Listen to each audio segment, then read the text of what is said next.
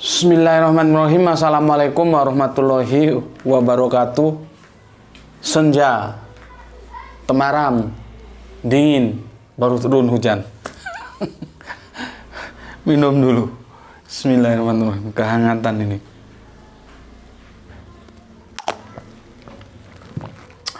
Alhamdulillah.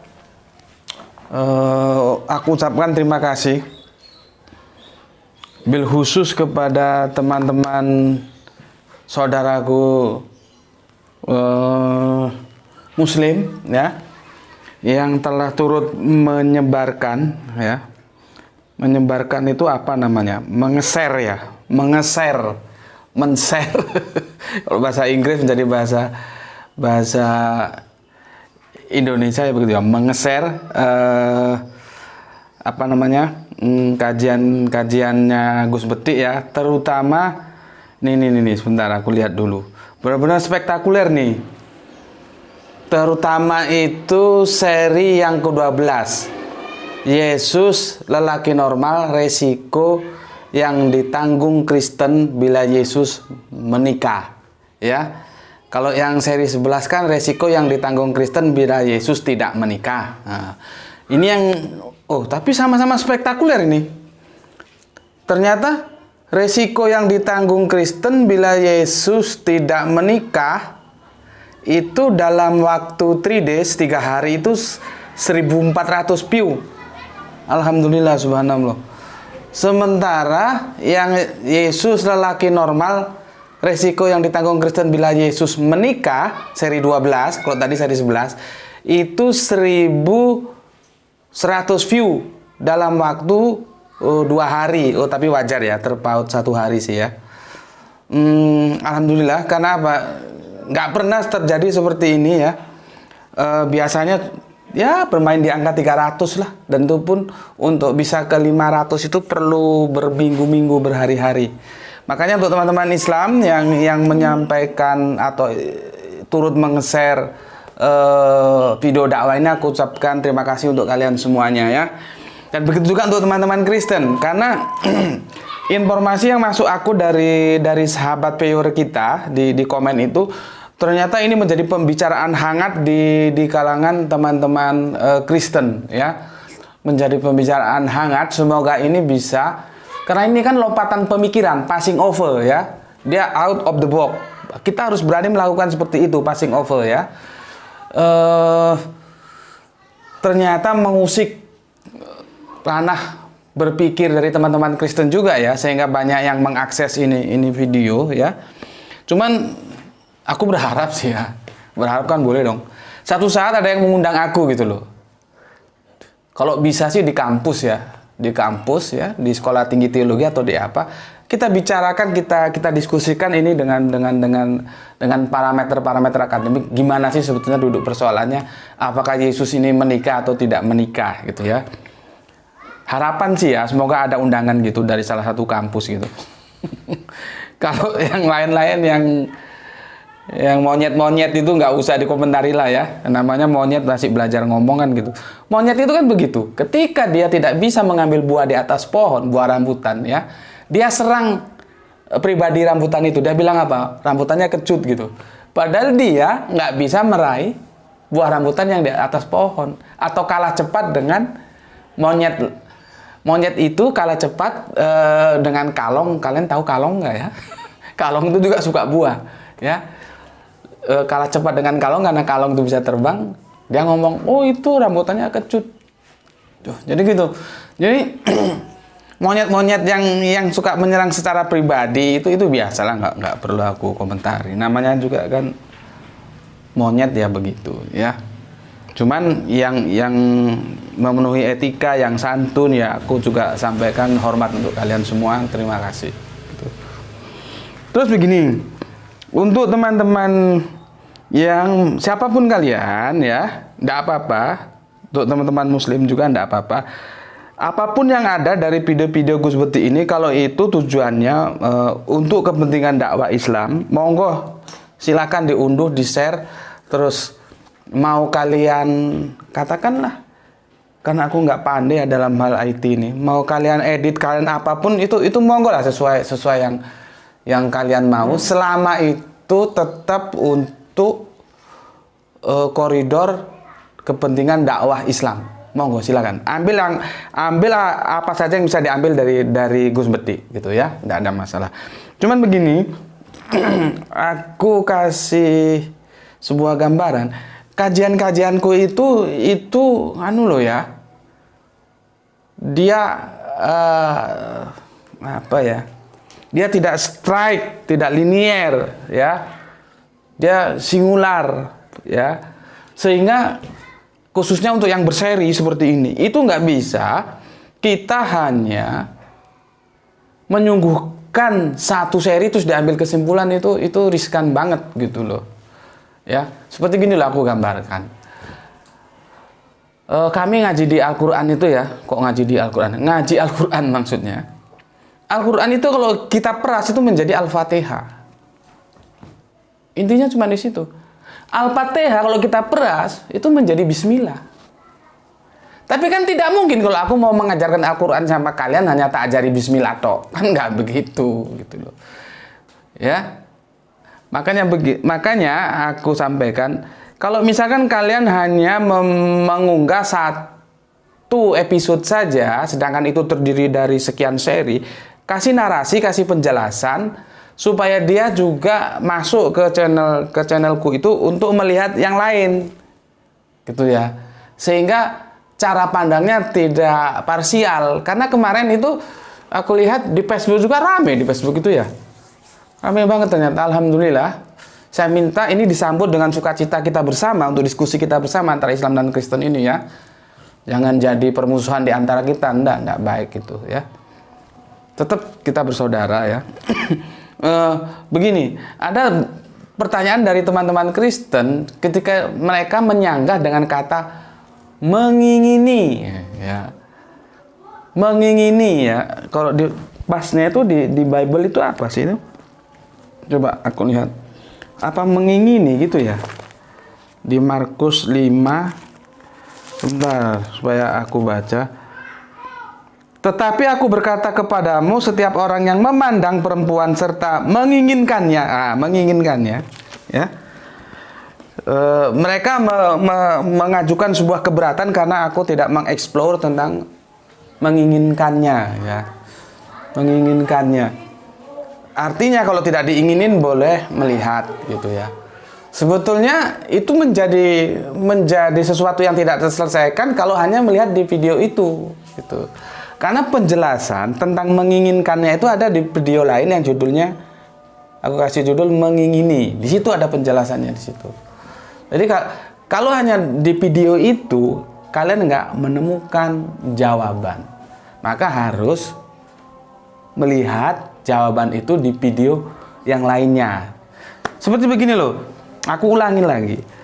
Kalau aku nulis X plus 5Y sama dengan 10 ya, terus ada yang menyalahkan bahwa itu kok ditulis X, kok nggak ditulis 1X gitu ya. Itu berarti yang menyalahkan kan belum tahu aturan main notasi di dalam matematika. Bahwa ketika aku ngomong X, itu orang semua sudah tahu bahwa itu ya 1X. Jadi 1X-nya ini nggak perlu ditulis. Begitu juga rangkaian kalimat yang tentang mengingini, itu mengapa tidak aku ungkap, tidak aku jelaskan, tetapi aku cukup menjelaskan tentang yang memandang itu. Nah, di video yang diambil teman-teman itu, yang hanya satu seri itu nggak ada penjelasannya di sana, gitu ya. Oke, ini sudah apa namanya? Maghrib. Aku harus sholat maghrib dulu, nanti kita lanjut, ya. Oke, atau nanti kita lanjut setelah maghrib. Bismillahirrahmanirrahim. Setelah jeda sholat maghrib, tadi maunya langsung, ternyata ada tamu, jadi sedikit agak ambiar ini, perlu konsentrasi lagi. Apa yang mau dibicarakan? Tapi gini aja lah, kita mengalir saja ya. Memoriku tak kembalikan lagi. Tadi kita bicara tentang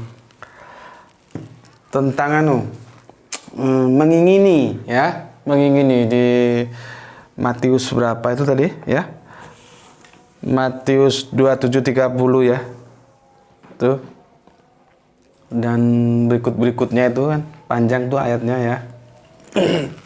Yang jelas itu tentang hukum Yahudi. Aku buka lagi dulu nanti supaya jelas ini ya, supaya kita bisa menemukan penggambaran-penggambaran yang jelas gitu ya. Sehingga ini dari mulai Matius 27 sampai 30 khususnya tentang mengingini, yaitu di Matius 27:30-nya itu ya. 27 sampai 30 itu. Matius 5. Awalnya dari Matius 17 tentang hukum Taurat. Jadi hukum Taurat itu memang ya begitu ketat gitu. Aku sudah jelaskan, sebentar minum lagi. Bismillahirrahmanirrahim.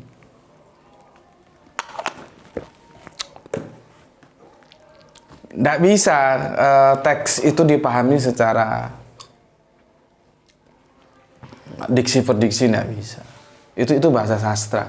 Contohnya begini, aku punya teman, sahabat, menjadi saudara ya. Waktu kuliah dulu dia seneng banget sama lagunya Titiek Puspa tentang kupu-kupu malam.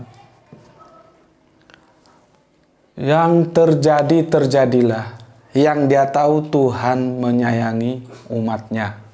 Gitu ya syairnya ya. Nanti kalian lihatlah lagunya Titiek Puspa. Kalau anak-anak milenial mungkin nggak tahu lagu itu ya. Kupu-kupu malam. Dulu teman saya senang banget sama lagu itu. Akhirnya teman saya setelah dicermati, direnungkan, nggak senang sama lagu itu. Karena apa? Lagu itu seolah-olah melegalkan perzinahan. Itu kan lagu seorang pelacur yang sebetulnya dia tidak mau menjadi pelacur. Memang sih, kalau kamu tanya sama anak-anak besok besar mau jadi apa, mesti jawab menjadi dokter, jadi guru, jadi segala macam, jadi dosen yang terhormat. Nggak pernah jadi pelacur tuh, nggak pernah. Dan seorang tua pun nggak mungkin punya keinginan anaknya mau jadikan pelacur. Jadi intinya dalam lagu itu mereka melaksanakan atau menjadi aktivis ya, aktivis pelacur. Ada nggak aktivis pelacur? Biasanya kalau aktivis itu politis ya. Padahal aktivis itu artinya orang yang aktif. Jadi kalau aktivis pelacur, orang yang aktif dalam pelacuran, itu mereka nggak mengingini. Itu terjadi karena sebuah keterdesakan, himpitan sosial yaitu dalam bidang ekonomi, sehingga mereka melakukan itu. Sebetulnya kalau kamu tanya, aku ini paling ngerti.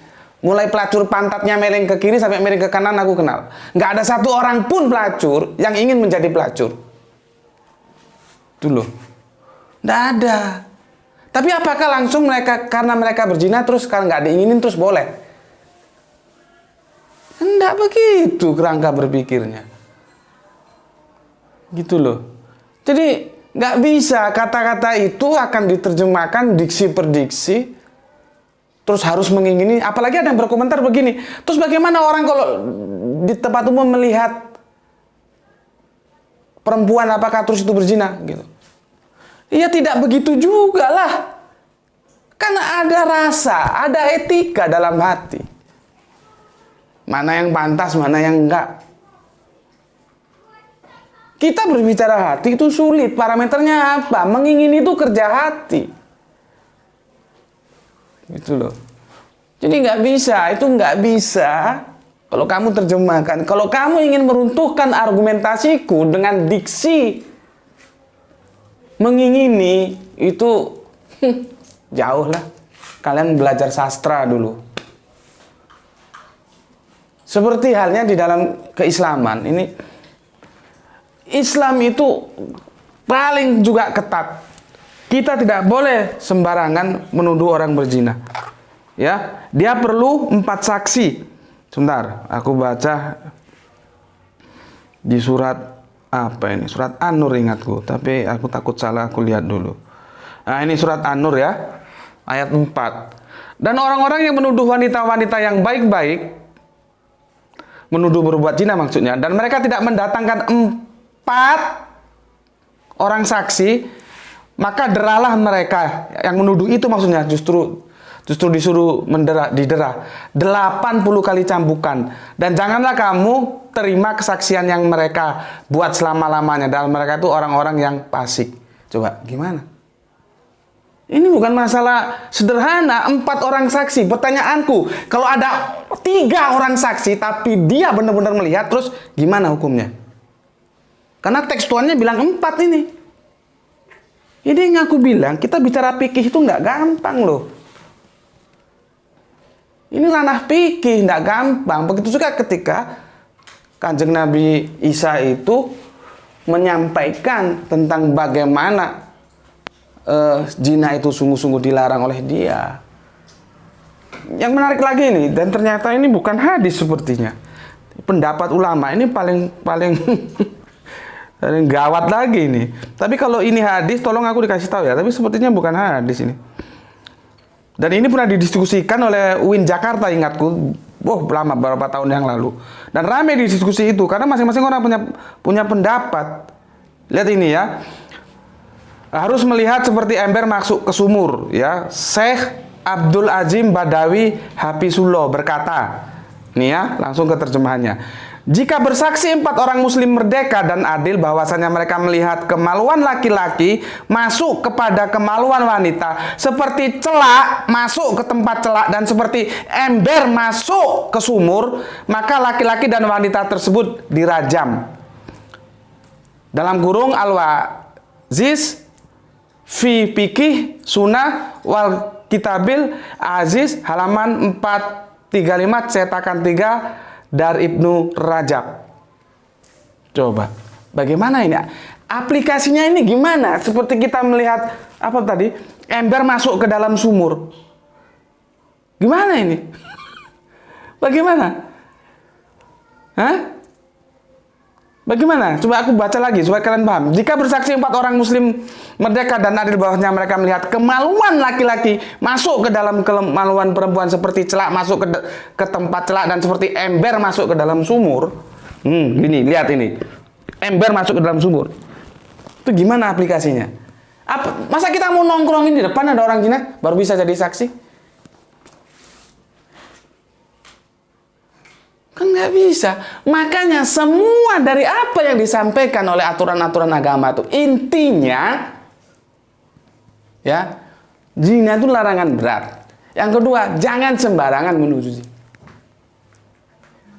Kalau kamu sembarangan menuduh, kasihan orang yang kamu tuduh. Gitu loh. Paham di sini? Jadi nggak bisa dititik beratkan pada mengingini.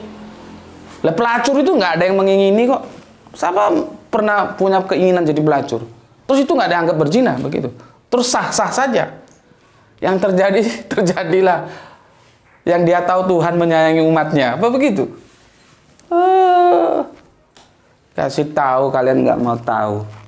Makanya bahasa sastra itu perlu diajari, dipelajari supaya kita ngerti. Oke. Berikutnya lagi, apa yang aku ingat lagi? Begini, aku nggak tahu siapa dan siapa, nggak tahu aku. Cuman aku dapat informasi. Aku sudah berkali-kali ingatkan sama teman-teman Islam.